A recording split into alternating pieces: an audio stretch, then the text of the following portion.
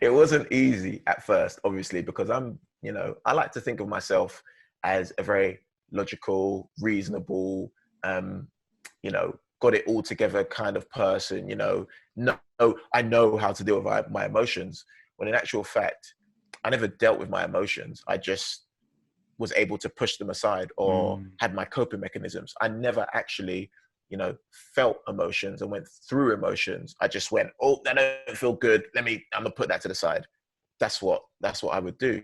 And in going through this personal development course, it taught me to feel your emotions mm, and use them as a signpost to let you know that when you're in certain situations, why they make you feel that way. Do they resonate with you? Do they make you feel uncomfortable? Why does it make you feel uncomfortable? What is it about this that makes you feel uncomfortable? And asking myself the question why has been an incredible is created incredible clarity for me, because it gives me a deeper understanding or a better understanding as to who I am.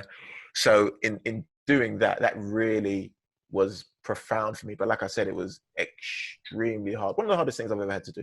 yeah, it is like One of the hardest things when you have to face up to yourself like that, particularly like I'd say, particularly as guys, trying to touch into emotions and understand them and feel them, because we feel them as guys. But like you said, our initial reaction is like, let's bat them aside. It's like they come and it's like, poof, it's just gone. yeah. So it's like learning to feel them and understand them is a whole different ball game that we don't generally, generally speaking, we don't grow up learning how to do. And particularly, I guess, coming through like a sport background as well, like, I played a lot of sports when I was a kid, like football, like athletics, all this sort of stuff. And it's like, especially in those environments there is no room for emotion. There is no room for softness. It's like you have to face up and do what you're meant to be doing on the pitch or on the track or whatever it is, or in the training session. Yeah. So yeah, I think it's an incredible journey to go on, man. Like that, exactly what you said there, like learning to tap into your emotions and learning, more importantly, I'd say, to let them guide you. Like, I think Yeah. letting your emotions guide you is, they're there for that reason. They're there Yeah. for the reason of like, it's your intuition saying like, oh, this doesn't feel good, or oh, this is really nice, or, and we don't listen to Mm. it. We just want the good stuff. We don't want to understand or Of hear course. about the bad stuff. But it's a Of powerful course. experience, man.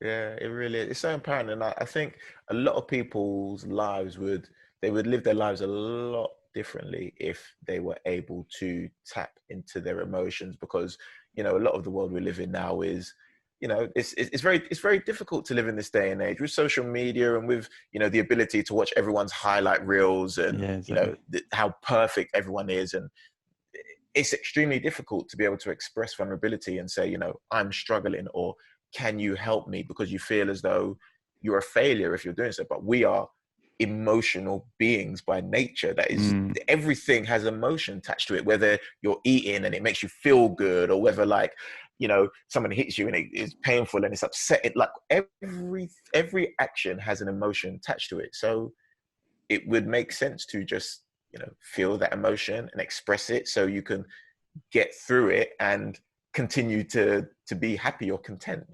yeah. So how did this newfound connection with your emotions then, like, how did that help you through that summer after you've done this personal development course? How did that help you in terms of your rehabilitation and trying to get back to training and back into, down the training ground with the lads?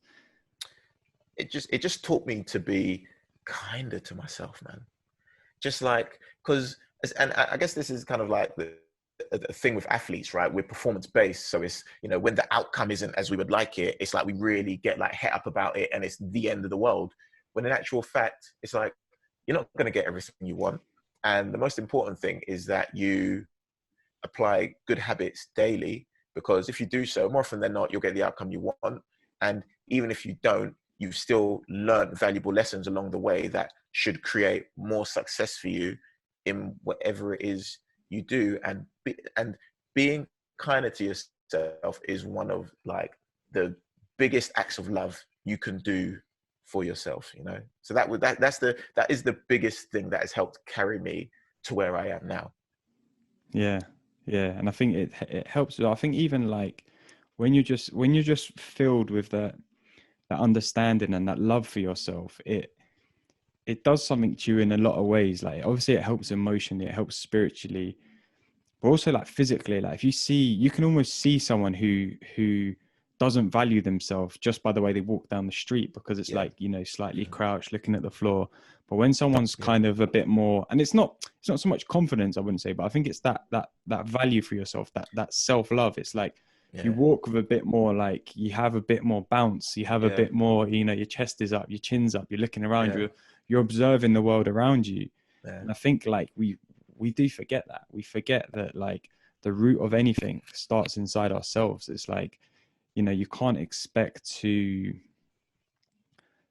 experience things and feel things based on what's coming at you from the outside. Like you have to feel it and experience it from the inside to then, like, you know, project it outwards. Like our world is a reflection of how we think and how we feel. It's not the other way around, right? So yeah, it's so important to tap into that stuff and, like, you know, check into it.